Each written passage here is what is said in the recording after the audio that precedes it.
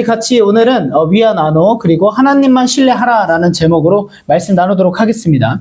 우리가 벌써 이제 1주년을 맞이했는데 참 뭔가 기분이 이상하기도 하고 벌써 1주년 이렇게 됐다고 싶기도 하고 많은 기분이 드는데 그런 이제 속담이 있어요. 한 아이를 키우기 위해서는 온 동네, 마을 전체가 필요하다. 이런 말이 있어요. 그러니까 한 아이가 잘 자라려면 부모님의 헌신과 희생만으로는 안 되고 온 마을 사람들이 함께 섬겨주고 사랑으로 베풀어줘야 이 아기가 건강하게 자란다는 것이죠. 그런 의미에서 하나의 교회가 세워진다라는 건, 그러면 하나의 아기도 온 마을인데 하나의 교회가 세워진다라는 건 진짜 기적과 같구나를 개척하고 나서 오히려 더 느끼는 것 같아요. 그 전까지는 잘 몰랐다가.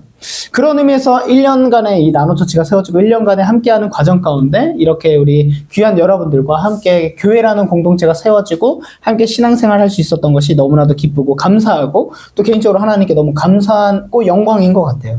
그래서 1주년을 돌아보면서 나노처치의 그 과정들과 저의 삶에 대해서도 돌아보게 되는데 저는 먼저요 늘 왜 항상 why를 질문하는 아이였어요. 근데 여러분 저의 어렸을 때만 해도 제 또래 분들은 아실 텐데 저희 어렸을 때만 해도 90년대생들은 학교에서 왜라는 질문을 많이 하는 게 환영받지 못했어요. 많이 혼났어요. 그러니까 저는 늘 맨날 학교에서 혼나는 아이였는데 예를 들면 이제 이런 거 있죠.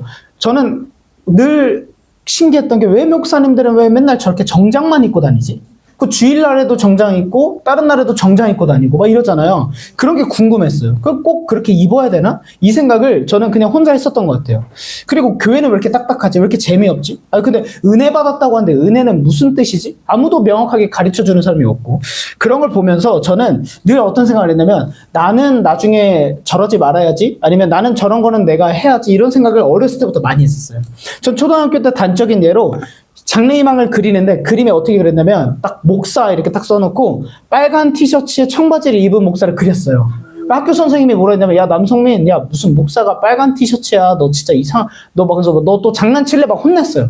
저는 너무 억울한데 그러니까 저의 그런 뭔가 좀 뭐라 해야 되지? 좀 그래 남다른 사고방식? 좀 창의성을 이렇게 인정받지 못하고 맨날 혼나다 보니까 학교에서 맨날 혼나는 아이였어요. 맨날 뭐 한다 그러면 왜요? 왜 그렇게 해야 돼요? 왜 주여는 삼창하는 거예요? 왜 2번 하면 안 돼요? 막 이런 거 질문하고. 그러니까 이제 목사님 아들인데도 맨날 혼났단 말이에요. 교회, 학교 다 혼나고 다니. 그러다가 제가 신학을 공부하면서 저한테 좋았던 거 뭐냐면 본질과 비본질을 연구하게 됐어요. 예를 들면 우리 전통 기독교에서 드리는 예배 형식 있죠. 뭐 예찬, 기도차 막 이런 게 있어요. 예배 드리고 찬양하고 기도하고 그다음에 찬양하고 성경 봉독하고 설교하고 찬양하고 기도하고 마무리하는 전통 예배가 이 형식 있죠. 이게 성경적인가? 이게 진짜 하나님이나 예수님께서 만드신 예배 형식인가? 아니더라고요. 그러면 예배 형식은 자유합니다. 우리 교단의 그 교리화장정에도 보면은 예배 형식은 자유합니다. 그래서 미국에 가면은 엄청 보수적인 게 예배를 드린 데도 있고, 이제 아프리카계 흑인분들만 모이는 예배에서는 막 블랙 가스펠 하면 찬양하기도 하고, 다양합니다. 그런 걸 보면서 저는, 전통은 깨되 본질을 잡고 나아가는 교회가 되고 싶다라는 생각을 했었어요. 근데 여러분, 저는 나사렛이라는 이 작은 교단의 개척교회 목사 아들로 자랐죠. 저희 아버지는 용인에서 개척을 하셨어요. 저희가 태어날 때. 그 다음에 의왕시에 사셨는데, 용인시, 의왕시 전체의 나사렛 교단이 아예 없었어요. 그러니까 저희 아버지가 어떻게 목회를 하셨냐면 열심히 목회를 하시는데도 이제 2단 시비를 걸리는 거예요. 그러니까 예를 들면 천안이나 평택은 나사렛 교단이 많으니까 그냥 그런가 보다 하고 나사렛 대학교가 있으니까 보통 나사렛 대학교와 같은 재단입니다 하면 그렇구나 하는데 거기는 아예 모르시니까 이제 나사렛 교단 하면 2단 아니야? 막 이렇게 하고 그래서 아버지가 목회하시면서 개척한 성도님들이 막 20-30명 됐을 때 목사님들이 막 찾아와서 2단 시비 걸어서 성도님들이 나가고 뭐 이런 걸 겪다 보니까 저는 이제 어렸을 때부터 좀 분노가 나고 막 이랬어요. 그러다가 초등학교 때 어떤 일이 있었냐면 장로교 목사님 아들이 있었는데 얘가 갑자기 전학을 왔는데 전학 온 지 1년 만에 저보고 야 너네 교회 성도 몇 명이야? 이러는 거예요. 그래서 우리 한 20명? 이랬어요. 근데 자기네들은 개척한 지 1년 만에 30-40명이라고 자랑을 하는 거예요. 그래서 걔를 때렸다가 하필 담임 선생님이 기독교인이어가지고 담임선생님한테 진짜 인생에 가장 많이 혼난 게 1시간 동안 혼났어요. 여러분 그 성경적으로 혼나는 것만큼 무서운 게 없어요. 뭐라 하냐면 막 그 선생님이 이제 충격 먹은 게 우리 반에 목사 아들 2명이 싸웠다라는 게 그 왜 싸웠냐니까 교회 크기를 자랑하다 싸웠다는 거에 충격 먹고 성경에 70번씩 7번 용서하라고 했어 안 했어부터 뭐 창세기부터 막 원수도 사랑하라 이걸 1시간 동안 혼나는데 막 그런 걸 이제 겪곤 했었어요. 근데 저같이 이런 어떻게 보면 작은 교단, 뭐 작은 사람, 뭐 키도 늘 작고 뭐 작은 이런 위주류에 자라가던 사람들의 특징은 뭐냐면 자신의 소속감이 강해요. 울타리성이 강하다고도 하고 정체성이 굉장히 강합니다. 그래서 저는 뭐든지 늘 작고 어렵고 힘든 곳에 마음이 더 가요. 제가 사실 스카웃을 받은 적이 있어요. 스카웃. 여러분 인생에 스카웃을 받아보셨나요? 전 2번. 장로교와 어떤 다른 교단에서 감리교에서 스카웃이었어요. 저보고 그 교단으로 오래요. 그 교단으로 오면은 본인들이 이제 한 분은 심지어 장로교의 어떤 대학원의 총장님이었어요. 이분이 저를 좋게 본 거예요. 그래서 너를 키워주고 싶대요. 그래서 어떻게 해요? 그랬더니 유학도 보내주고 널 박사로 만들고 그래서 우리 학교에서 내가 강의도 할 수 있게끔 길을 열어주고 유학비를 다 내주겠대, 미국으로. 그러니까 넌 공부만 하고 열심히 준비를 해서 해라. 이러는 거예요. 너무 좋은 조건이죠. 장로교고, 큰 교단이고. 근데 저는 거절했어요, 그냥 바로. 듣자마자 저에게 유혹이 안 됐어요. 왜냐면 저는 울타라성이 강하죠. 제가 있는 곳을 사랑합니다. 그렇게 이제 살아가다 보니까 저는 늘 내가 있는 곳. 그러다 보니까 저에게는 늘 이 비주류의 마음, 마이너의 마음. 예를 들면, 같은 무리가 있다고 했을 때, 잘 나가고 뭔가 잘 적응하는 사람들보다 늘 저는 어떤 사람들한테 신경이 쓰이냐면, 적응 잘 못하거나, 힘들어 하거나, 아픔이 있거나, 어려운 사람들에게 시선이 가게끔 하나님이 제 삶을 인도하고 만드셨어요. 이게 사실 저라는, 뭐 겉으로 보여지기에는 뭐 이렇게 보여지는 모습과 다르게 제 내적으로 자라온 환경 가운데 만들어진 건 저는 사실 메이저보단 마이너한 사람이고 주류보단 비주류의 DNA가 있는 게 저라는 사람이에요. 그래서 제가 이제 개척을 한다고 작년에 이제 결정을 시작을 했는데 개척을 앞두고 저는요 이제 마음을 이제 주셔서 이제 기도원에 가서 혼자 기도원에서 기도를 하다가 확신을 받고 응답받고 내려와서 부모님께 말씀을 드리니까 저희 엄마도 이랬어요. 야, 우리가 개척 집안인데 우리 집에 개척이 또 나오네 하면서 뭔가 한편으로는 씁쓸해하기도 하셨었어요. 근데 이제 왜 오늘 시편 37편 말씀으로 1주년 예배를 말씀을 준비했냐면 이 시편 37편이 바로 제가 기도원에서 응답받고 내려온 말씀이었어요. 하나님께서 저에게 하나님 제가 개척하는 게 맞습니까? 아닙니까? 계속 기도할 때 하나님께서 시편 37편으로 응답을 주셨는데 여러분 시편 37편은요. 다윗이 자신의 인생이 있잖아요. 그 다윗의 인생 가운데 인생 황혼기, 죽기 전에 자신의 인생을 전체를 돌아보면서 쓴 시예요.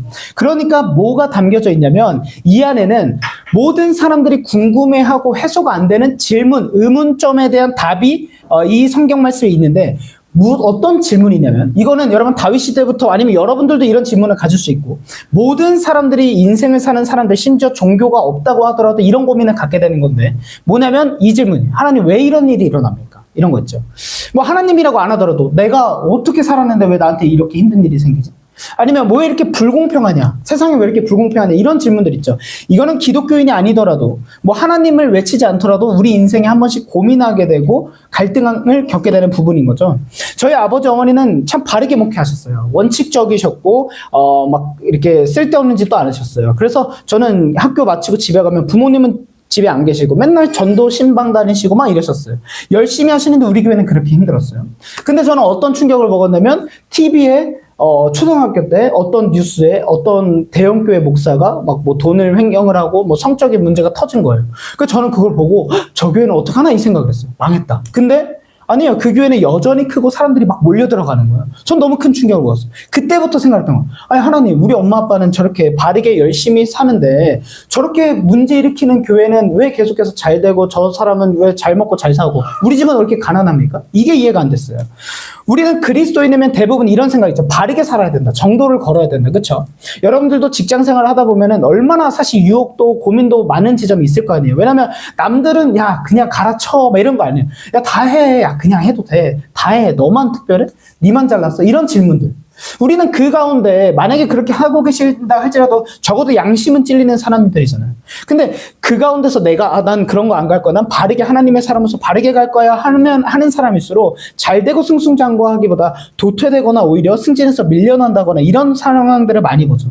여러분 저는 개척을 앞뒀을 때 딱 진짜 어떤 마음이 있겠어요. 여러분 청년 3명하고 저하고 아내하고 청년 3명이서 개척을 하는데 뭐 저희가 뭐 돈이 있습니까? 뭐 백이 있습니까? 아무것도 없는데 개척을 할 때 마음이 어떻겠어요? 5명 예배드리는데 야 우리 5명이서 처음에는 이랬어요. 우리 5명만 예배드려도 진짜 행복할 것 같은데요? 라고 은비가 얘기를 했어요. 근데 첫 주 예배를 드리고 사람이 와야 될 것 같은데요? 약간 이런 식으로 우리가 바뀌어가더라고. 네. 진짜 딱 한 번 우리끼리만 예배를 드린 적이 있어요. 그때는 진짜 약간 이게 서로 호흡까지 다 들려. 그래서 약간 근데 이제 알죠? 예배 때 집중 안 하고 딴 생각하다가 갑자기 막 아휴, 이렇게 하면은 다 들리는 거예요, 그런 게. 너무 신경이 쓰이는 거 예배. 근데 그러다 보니까 개척을 딱 앞두는데 어떤 게 불이해 보이냐면 이 대형교회에서 개척한다고 하는데 막 제가 어떤 목회자 세미나를 갔는데 막 개척해서 힘들대요. 근데 뭐라 그러냐면 분립개척을 했대요. 대형교회에서 성도님들을 이제 보내주셔서 개척을 하는데 개척이 100명 하고 한대, 100명. 그게 개척이에요. 저 열받아가지고 뭐 이거 다 던질 뻔했어. 아니, 우린 청년 3명하고 개척해도 막 이러고 있는데 100명하고 개척을 했대요. 어떤 대형교회를 보니까 개척을 하자마자 청년들 1000명하고 시작을 했대요. 1000명. 여러분, 청년 1000명? 그래서 저희가 사실 교회 탐방을 하다가 마지막 탐방 2월 마지막 주에 그 교회를 갔다가 시험 들고 왔어요. 사실. 회의를 할 수가 없어서 그냥 이 교회는 이 교회고 우리는 우리다. 우린 나노다. 이렇게 했었어요.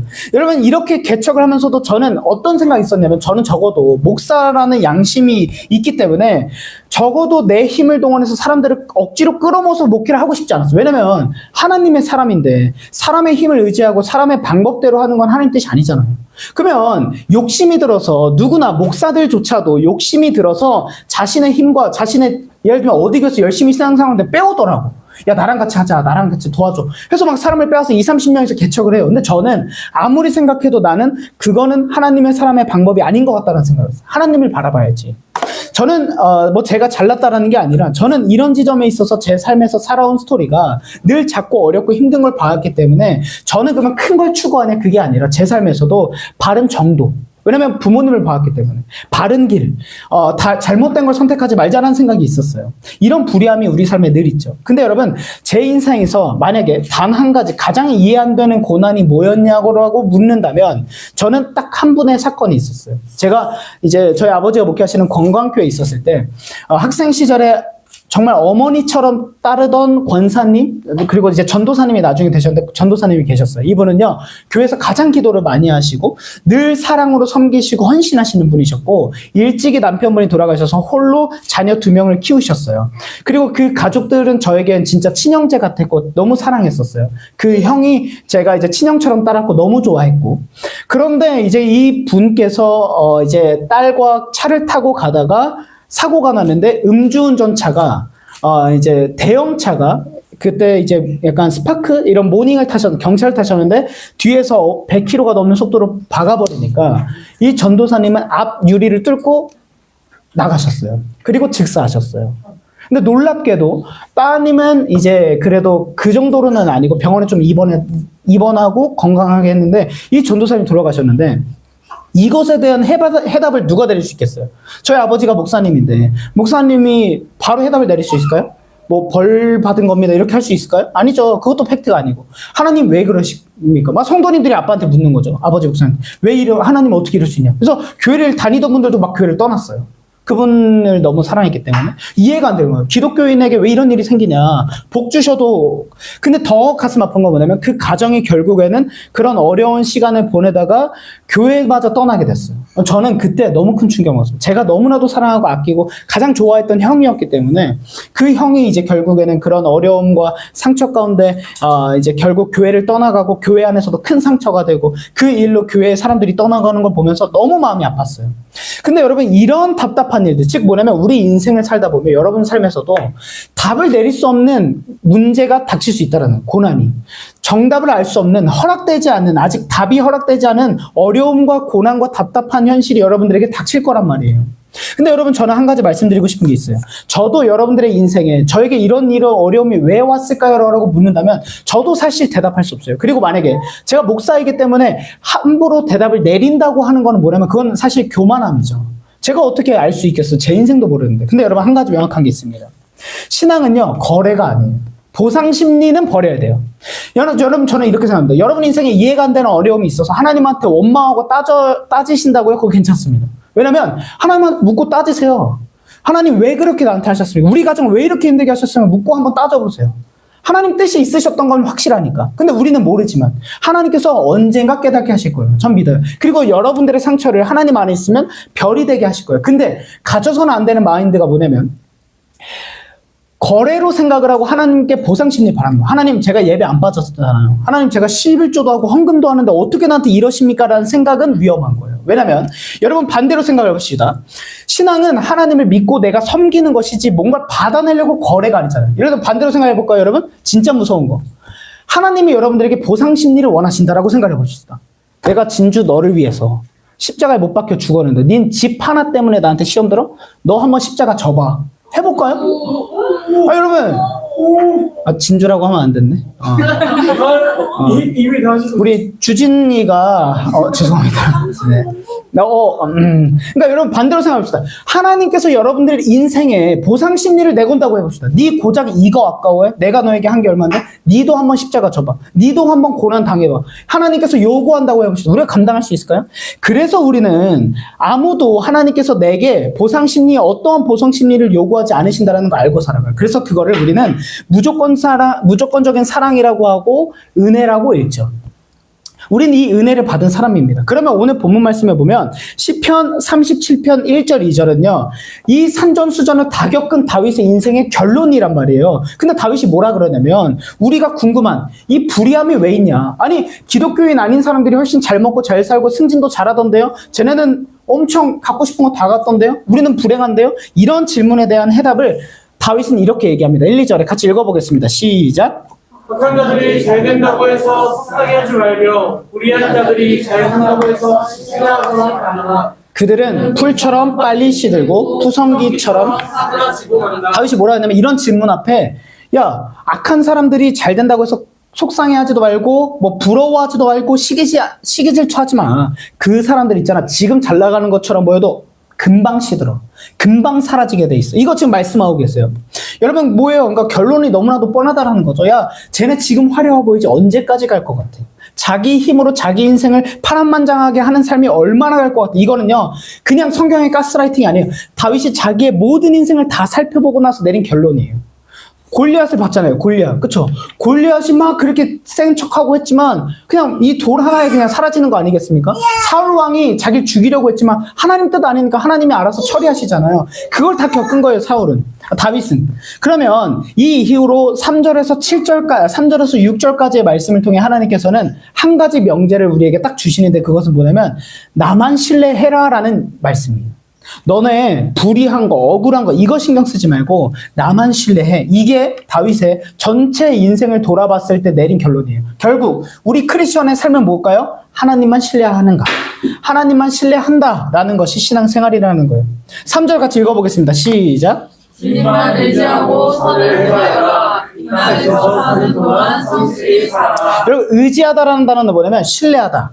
안전하다, 평화롭다라는 단어인데 제가 어떤 릴스를 보다가 와 진짜 어떤 릴스를 봤냐면 어떤 꼬마 여자아이가 그러니까 아린이 정도 됐거나 아린이보다 조금 더 큰 여자아이인 것 같아요. 수영복을 딱 입고 수영장에서 이제 뒤에가 물인데 이제 물 들어가기 전에 여기 이제 이렇게 있다가 뭐 점프하는 이런 곳이에요. 얕긴 하지만 근데 얘가 여기 이렇게 뒤로 서 있는 거예요. 그러고 있다가 해요. 근데 막 이제 아빠가 이렇게 뒤에 이러고 있어요. 그런데 얘가 막 망설여요. 막 뛸까 말까 이러다가 막 눈 꼭 감고 하면서 뛰었는데 아빠가 어떻게 해줄까요? 아빠가 아기가 다치지 않게 미리 받아주겠죠. 한 번 하고 나니까 이 아기가 이게 너무 재밌는 거예요. 그래서 또 올라가요. 그래서 또 뛰는데 점점 높이 뛰어요. 그러면서 막 뛰고 까르르 걸어요. 근데 아빠도 아기가 웃고 좋아하니까 계속 해줘요. 근데 아빠는요 아기가 뛸 때만큼의 표정은 누구보다 진지해요. 막 웃다가 뛰어해봐 또 해봐 받아줄게 하는데 뛰는 순간은 정색하고 누구보다 진지해. 혹시나 내가 놓칠까봐. 여러분 이게 하나님 아버지의 마음이에요. 그리고 뭐냐면 이 어린아이의 심정으로 아빠를 믿고 뒤로 뛰는 것이 바로 신뢰하다라는 단어의 뜻이에요. 신뢰는 뭐냐면 보이지 않는 내 등 뒤를 내어줄 수 있는 거예요. 보이지 않는 내 미래를 하나님께 맡기고 뛰어드는 게 하나님을 신뢰하는 거예요. 여러분 누구나 말은 쉬워요. 나 하나님 신뢰하겠습니다. 말은 쉬워요. 근데 진짜 보이지 않는 내 삶과 내 미래를 하나님 앞에 두고 뛰어들 수 있는가? 여러분 뛰어들지 않는 것, 즉 믿음은 행함이 없으면 죽은 거라고 말씀하는 것처럼 행하지 않고 실질적으로 살지 않으면 믿음 아닙니다. 아는 것은 아는 것이지 믿음 아닙니다. 하나님께서 약속하셔서 신명기 32장에 내가 나의 눈동자같이 너를 지켜보며 너를 지키고 보호하고 감싸주겠다라고 약속하셨어요. 여러분 이 말씀 믿으십니까? 그러니까 우리가 믿는다면 하나님 앞에 우리의 인생을 과감하게 도전하고 뛰어들고 하나님께 내 삶을 맡기는 것이 너무나도 당연하고 우리는 이 삶이 가장 온전하고 안전하다고 믿습니다. 1년 전에 우리 리더십들과 교회 개척하려고 1월, 2월 동안 교회 탐방할 때 저희가 이제 현실을 알았어요. 뭐냐면 저희가 뭐 대형교회 빵빵한 재정도 있는 것도 아니고 수많은 사람들도 있는 것도 아니니까 5명이서 차 한 대 딱 낑겨 타가지고 이렇게 서울 가가지고 하고 예배 드리고 같이 돈 걷어서 밥 먹고 막 어디가 어떻고 이거는 우리는 어떻게 해볼까 막 이런 회의를 해요. 그러고 나서 돌아오는데 이제 현실을 깨달은 게 공생공과 첫 계약하는데 이제 먼저 3개월치를 내라는데 그때 현실을 깨달은 3개월치 돈이 없네? 야, 그래서 야, 은비야, 민성아, 토니야, 너네 돈 얼마 있어? 그랬더니 예를 들면 막 누구 한 명은 막 2만 얼마예요? 최소 안 되는데? 이거 한 150은 있어야 되는데? 잠깐만. 180은 있어야 되는데? 이거 잠깐만. 은비야, 너는 우리 다 백수였거든요. 그리고 저도 이제 사역도 없으니까 사례비도 없고 그래서 어떡하지? 그래서 한번 모아보자 해서 큰일 났네? 그래서 일단은 제가 급하게 이제 다른 데 보내려고 했던 30만 원을 이제 갖고 와서 이걸로 먼저 일단 가계약금을 내고 막 이렇게 저희가 시작을 했어요. 아무것도 없어, 진짜. 그때 알았어. 이거 진짜 아무것도 없이 시작하는 건 믿음이 아니고 객기구나. 아무것도 없어. 근데 공간은 얻었는데 더 문제는 뭐냐면 음향이 없어요. 음향도 없고 아무것도 없어. 아무것도 못해요, 진짜. 그런 걸 겪어가면서 근데 저희는요 5명이서 잊지 못하는 순간이 있는데 막 저희가 그래서 서울에서 성수 걸어다니다가 서울 갔으니까 우리 성수 구경도 하자 촌놈들이 해가지고 하다가 가구가 벌어져 있어서 토니가 다비드 형 이거 좀 다비드 이거 좀 우리 주소 가야 되는 거 아니야?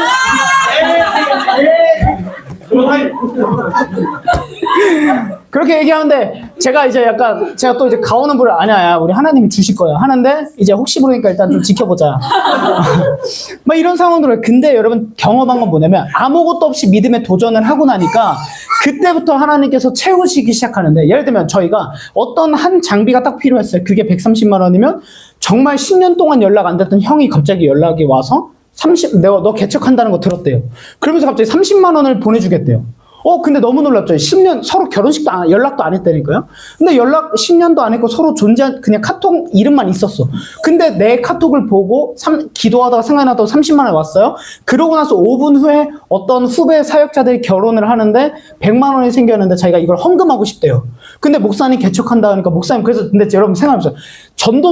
둘 다 전도사 부부가 가난한 전도사 부부가 100만 원을 헌금하겠대. 못 받겠더라고요. 그래서 야, 너는 신혼여행 가서 맛있는 거 먹으는데 아니래. 자기네들은 이거 하나님이 주신 거라 하나님 앞에 드리기로 결정했대요. 그래서 여러분 그 5분 만에 130만 원 채워서 그거 일단 하나 사고. 장비가 없어요. 그러니까 나사렛 대학교에서 또 갑자기 빌려주겠다. 빌려 쓰고. 이렇게 하면서 지금까지 나노처치가 온 거예요. 여러분 이 나노처치 올려두면서 뭐 보증금 500만 원, 권리금 500만 원 이런 것도 말도 안 되게 채워졌어요. 제가 일일이 다 얘기하진 않지만 그때 헌금하고 뭐 천열매 누가 드리고 이렇게 하고 또 어떤 청년이 감동와서 제가 얼마 헌금하겠습니다 한 게 있어요. 그런 돈이 딱 모였더니 1만 원도 빠짐없이 딱 500만 원이었어요. 이런 걸 겪으면서 얼마나 소름 돋는 줄 아십니까? 이런 걸 보면서 느끼는 진짜 하나님 살아계시는구나. 근데 하나님은 더 주진 않으세요 무조건. 왜냐면 교만해지고 의지 안 할까봐. 딱 정확히 500 딱 주세요. 그래서 그 500 딱 이체하고 통장이 0이 되는 순간. 근데 여러분 이걸 자꾸 신앙을 겪다 보면 뭘 느끼냐면 하나님을 더 의지하고 신뢰하게 됩니다. 내가 여기서 잔고가 얼마 있느냐를 따지는 게 아니라 내가 하나님께서 순종하는 대로 비우니까 하나님 또 채우실 거라는 믿음. 그럼 두렵지 않아져요. 지금 이거 말씀하신 거예요. 나를 의지해. 나만 신뢰해. 나만 바라봐. 그러면 내가 너를 책임질 거야 라고 말씀하시는 것이 하나님의 뜻입니다. 신앙생활이 뭘까요? 하나님만 신뢰하는 것입니다. 그 삶을 살아가길 주님의 이름으로 축복합니다. 두 번째로 4절 말씀 읽어보겠습니다. 시작. 기쁨은 오직 주님께서 찾아라. 주님께서 내 마음의 소원을 들어주신다. 자, 여러분 오직 주님만 기뻐하래요. 근데 그러면 조건이 있어 보여요. 주님만 나만 기뻐해. 그러면 내가 너의 마음의 소원을 이뤄줄게 말씀하십니다. 여러분 제가 목회자 세미나 개척 세미나를 듣는데 이 어떤 목사는 이런 얘기가 해요. 가장 훌륭한 목사가 누구냐면 대형교회 목사도 아니고 유명한 강사도 아니고 뭐 탁월한 설교자라 탁월한 청년 사역자도 아니래요. 가장 훌륭한 목사는 행복한 목사래요. 왜냐면 목사가 행복하면요 숫자가 적어도 성도님들이 다 행복한대요.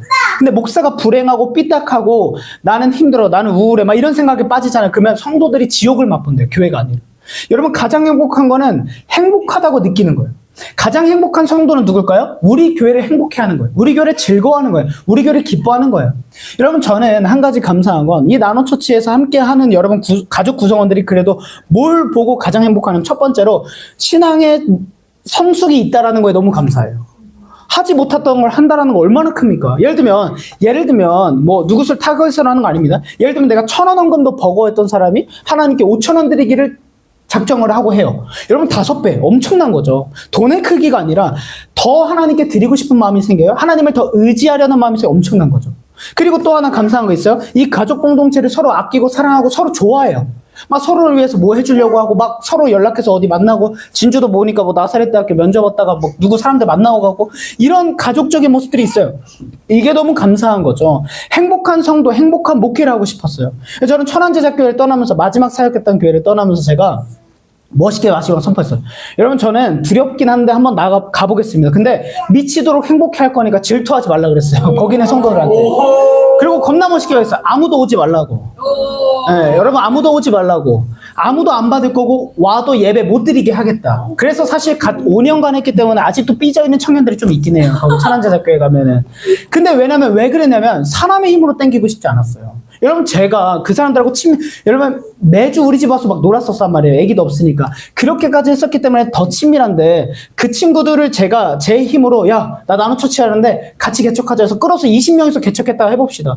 제 힘이에요, 하나님 힘이에요? 제 힘이죠. 이거 원치 않았어요. 그래서 3명을 선택했고 좁으면 좁은 길로 가기를 선택한 것입니다. 그것은 이유는 하나님만으로 기뻐하고 싶었어요. 하나님이 채우시는 것만 먹고 싶었고 하나님이 채우시는 것만 받고 싶었고 하나님이 채우시는 대로만 교회가 나아가길 바랬습니다. 그것이 하나님 뜻이었어요. 그랬더니 어떻습니까? 우리 1년을 돌아보면 첫 달부터 선교 후원을 하고 있고 단기 선교가고 연탄 봉사했죠. 나노 클린업 하고 있죠. 수많은 후원과 구제 사역들을 해나가고 있죠. 이번에 1주년 기념 이제까지 해가지고 아까 누가 물어봤는데 굿즈 왜 없냐 그래서 굿즈가 좀 오는 게 늦어져가지고 이제 라이트업 때 우리 부흥회 때 판매할 테니까 그때 꼭 와서 구매해 주시면 감사하겠습니다. 네.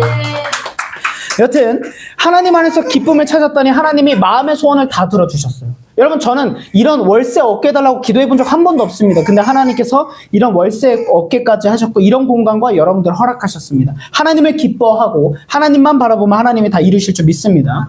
자, 이제 마지막 5절 보겠습니다. 같이 읽겠습니다. 시작. 내가 할 길을 주님께 맡기고 주님만 의지하여라. 주님께서 자, 여기서 맡기다라는 단어가 참 재밌어요. 원어로 뭐냐면 맡기다가요, 굴리다예요. 굴리다. 왜 맡기다가 굴리다일까? 보세요. 여러분, 우리 인생을 공이라고 비유해보면 공은 어디론가 흘러가죠. 근데 우리는 연약하고 약해서 우리가 흘러가는 곳은 어디로 가냐면 자꾸 편한 길, 자꾸 내가 원하는 길, 내 뜻대로 가고 싶은 길로만 가고 싶어져요. 인간은. 왜? 죄인이니까.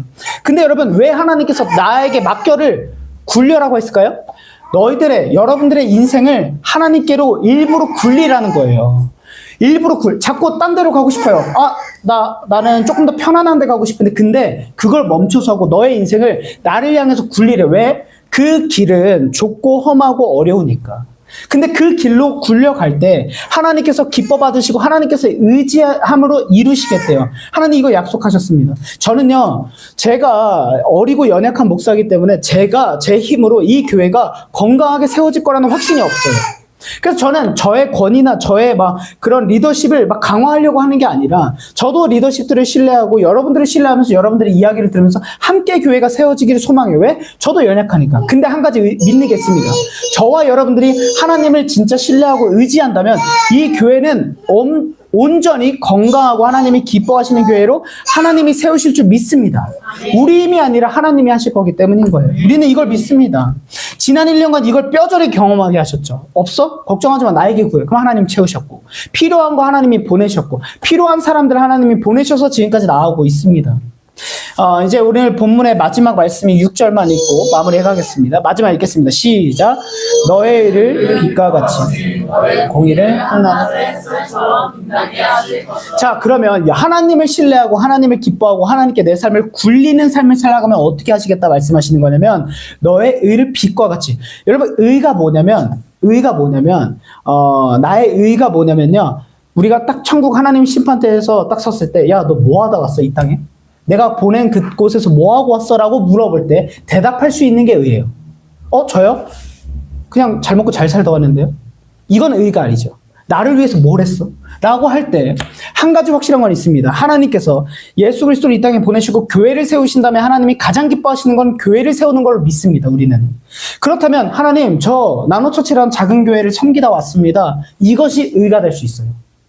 자, 여러분, 제가 뉴질랜드에 가보니까 밤 9시가 돼도 화내요. 10시가 돼도 화내요. 백야연생을 경험했어요. 거기는 어두운 시간이 다 6시간밖에 없대요. 나머지는 다 화내요. 그러면은 밤이 10시인데 화내요. 세상이. 되게 이상해요. 무슨 말씀이냐면 아까 뭐 어둠 밤 다 지나고 뭐 이런 찬양처럼 우리 삶 가운데 어둠이 들이닥칠 타이밍이 없다라는 거예요. 왜? 하나님이 밝게 빛내시길 이 때문에 나를 위해서 너가 그렇게 수고하고 희생했어? 내가 너의 삶을 밝게 빛나게 해줄게. 드러나게 해줄게. 너의 삶을 통해서 내가 살아있다는 걸 느끼게 해줄게 라고 약속을 하시는 거예요.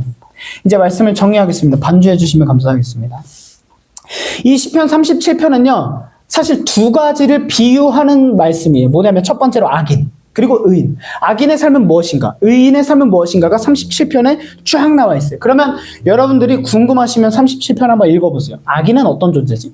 의인은 어떤 존재지? 의인의 끝이 뭐지? 악인의 끝이 뭐지? 37편 쭉 읽어보세요. 근데 악인이 14번 나오고 의인이 9번 나와요. 그러면 여러분들에게 이제 하나님 물어보시는 거예요.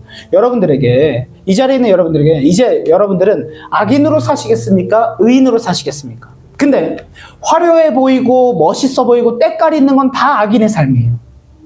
근데 그 삶을 우린 다 우러러 보잖아요. 나도 저렇게 멋있게 한번 살아보고 싶다. 나도 저렇게 정말 영향력 있게 살아보고 싶다. 이 삶인데 하나님께서 바라지 않는 삶이면 그거는 악인의 삶이라는 거예요.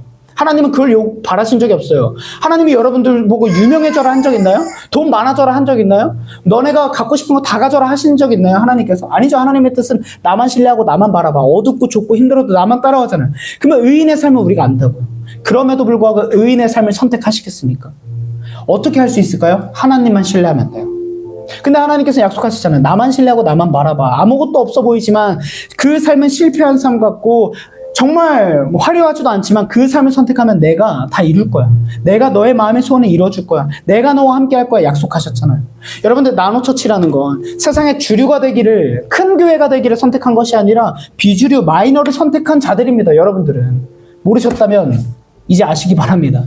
나노처치 이름이 왜 나노처치야? 메가처치가 아니고. 어른들이 맨날 나보고 야 나노가 뭐냐 메가로 해라 이러고, 여기 다윗이는 자기 아버지한테 교회 이름 뭐냐 그래가지고 나노하면 못 알아들으실 것 같아서 지극히 작은 교회라고 했다고. 지극히 작은 자들의 교회라고. 나노처치 이름 그대로 작은 의미잖아요. 근데 여러분 자부심 가질 수 있는 건 뭔지 아십니까? 크기를 선택하지 않았다는 거 뭐냐면 적어도 우리는 예수님처럼 그 작은 삶을 다른 사람들보다 조금은 더 닮을 수 있는 가능성이 높다는 거예요. 교회 안에서 교회가 작아서 드러난다는 건 무슨 의미인지 아십니까? 숨을 수 없다라는 거예요. 숨어서 나 신앙생활 잘하는 것처럼 보일 수 없다라는 거 다 드러나기 때문에. 그러면 하나님께 너무 감사한 거 뭐냐면 여러분들이 이 교회를 세워가고 함께 신앙생활함으로 여러분들의 의를 하나님이 기뻐 받으시길 주님을 축복합니다. 1주년이 되면 보통 어떻게 하냐면 뭐 수건 맞추고 파티하고 막 뷔페 불러서 맛있는 거 먹고 마무리합니다. 우리도 그럴 수 있어요, 여러분. 근데 저는 그러고 싶지 않았어요. 왜? 우리가 기뻐하는 걸 해서 뭐합니까? 여러분, 우리의 행복과 우리의 만족과 우리만을 위해 인생 사는 거 너무 시시하고 재미없잖아요. 그게 아니라 1주년 때 어떻게 하면 하나님 기쁘시게 할 수 있을까? 1의 의미가 뭐가 있을까? 세상을 처음 시작하는 아이들, 근데 그 아이들 중에 태어나자마자 버려지는 아이들, 그 베이비 박스라는 곳에 우리가 나노처치가 작지만 우리가 굿즈를 판매하고 헌금을 모아서 후원하자. 우리도 어렵잖아요. 여러분 진짜 솔직히 말씀드리면 제가 목사로서 교회를 운영하는데 나노처치 재정을 보면은 이 한 달 버티는 게 기적이에요, 사실. 나노처치 월세 내는 게, 그래서 여러분 사실 제가 저하고 제 아내가 나노처치 재정을 총괄 하는데 저도 아내한테 확인만 해요. 여보 재정이 어떻게 됐어? 하고 보고 어이쿠 하고 말 안 하고 주님 일단 이번 달 월세가 필요합니다. 근데 여러분 저는 어떤 생각이냐면 이 나노처치가 커지려면 돈을 모아야겠죠. 근데 그러고 싶지 않았어. 매달 돈이 0이 되더라도 하나님이 기뻐하시는 곳에 선교에 먼저 쓰자.